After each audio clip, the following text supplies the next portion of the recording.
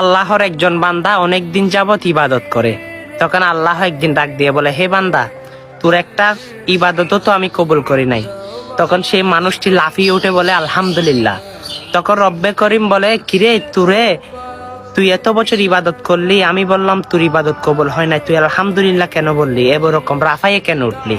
তখন সেই বান্দা বলে, আল্লাহ, আপনার তো কোটি কোটি বান্দা, তার মধ্যে আপনি আমাকে কিভাবে দেখতেন? আল্লাহু আকবার। আপনি দেখেছেন মানে আমি সেই জায়গায়, আপনি যেহেতু আমার খোঁজ রাখতেছেন, আমি সেহেতু আমি নেকির জন্য চিন্তা করি না।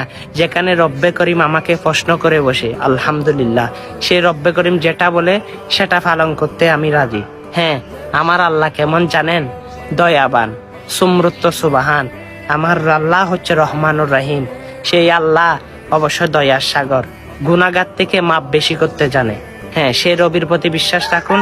আর সে বান্দাকে আল্লাহ রাব্বুল আলামিন ঘোষণা দিল, যাও, তোমাকে আমি মাফ করে ওয়াদা হলে জান্নাত দিয়ে দিলাম। সুবহানাল্লাহ। আপনি তো শুনেছেন এবার এগুলো সকল মানুষের কাছে শেয়ার করতে বলবেন না। আমিন।